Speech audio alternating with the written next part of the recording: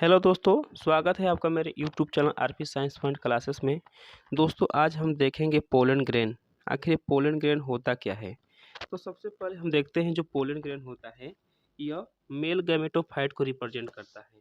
Pollen grain किसको represent करता है? तो पोलन ग्रेन मेल गैमेटोफाइट को रिप्रेजेंट करता है। अगर हम पोलन ग्रेन के शेप की बात करते हैं तो पोलन ग्रेन का शेप स्फेरिकल होता है। साइज की बात करें तो इसका साइज 25 से लेकर 50 माइक्रोमीटर यानी 25 टू 50 माइक्रोमीटर इसका डायमीटर होता है और ये इसकी साइज हो जाती है। अगर हम बात करते हैं इसके वाल की, इसमें कितने वाल पाए जाते हैं, तो जो पोलन ग्रेन होता है यह डबल वाल वाला होता है। इसमें डबल लेयर पाई जाती है। वाल की बात करें तो कैसा होता है? डबल लेयर्ड होता है। आउटर लेयर जो होता है जिसको हम लोग आउटर वाल कहते हैं, यह हार्ड होता है, बहुत कड़ा होता है, जिसको हम लोग एक्सजाइन के नाम से जानते हैं। एक्सजाइन की खास बात होती है कि यह स्पोरोपोलेनिन का बना हुआ होता है। एक्सजाइन जो होता है स्पोरोपोलेनिन का बना हुआ होता है। स्पोरोपोलेनिन का बना हुआ होता है। स्पोरोपोलेनिन की क्या खास बात होती है? जो स्पोरोपोलेनिन होता है यह मोस्ट रेजिस्टेंट होता है। कैसा होता है? मोस्ट रेजिस्टेंट होता है और ऑर्गेनिक मटेरियल होता है। मतलब कह सकते हैं कि जो स्पोरोपोलिन होता है मोस्ट रेजिस्टेंट ऑर्गेनिक मटेरियल होता है। कैन विथ स्टैंड, यह टिका हुआ रह सकता है हाई टेम्परेचर के सामने, स्ट्रॉन्ग एसिड के सामने, एल्कली के सामने। कुछ विशेष बात इसमें हम देख लेते हैं। इसकी कुछ विशेष बात यह है कि अभी तक इसमें बताया गया है नोट में बताया गया है कि no enzyme that degrades sporopollenin. अभी तक कोई ऐसा एंजाइम नहीं है जो स्पोरोपोलिन को डिग्रेड कर सके, उसको तोड़ ताड़ सके। ठीक है, अब हम देखते हैं जो इसका इनर वाल है। तो जो पोलन ग्रेन का जो इनर वाल होता है,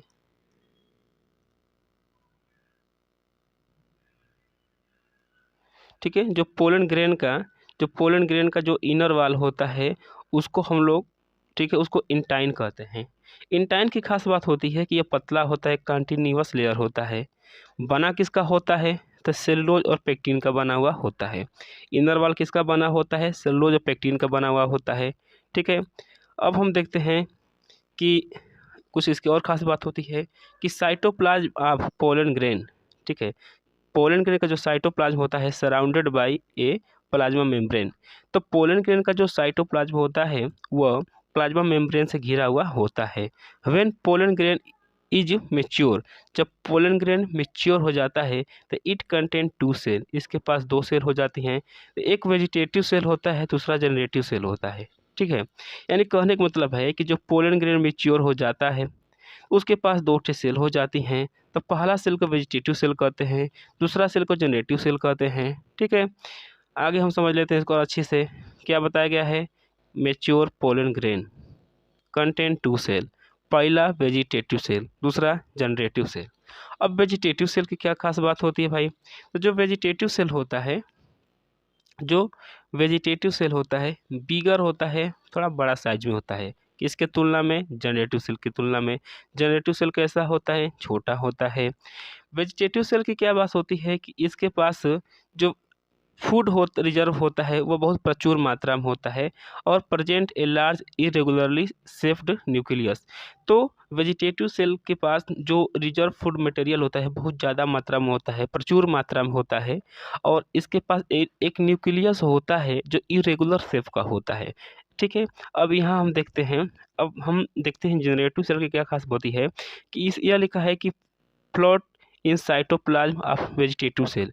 जो जनरेटिव सेल होती है वह क्या करती है कि वेजिटेटिव सेल के साइटोप्लाज्म में प्लॉट करती रहती है, तैरती रखती है। तो वही लिखा है कि float in cytoplasm of vegetative cell के साइटोप्लाज्म में तैरती रहती है।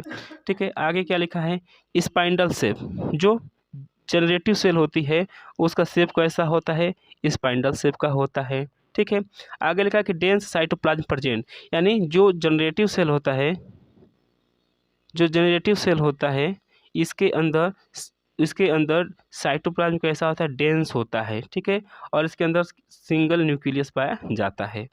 तो यहाँ तक हम क्या देखें? यहाँ तक पूरे हम देखें अपने पोलन ग्रेन को देखें, पोलन ग्रेन कुछ फीचर को देखें। ठीक है, हमने क्या देखा?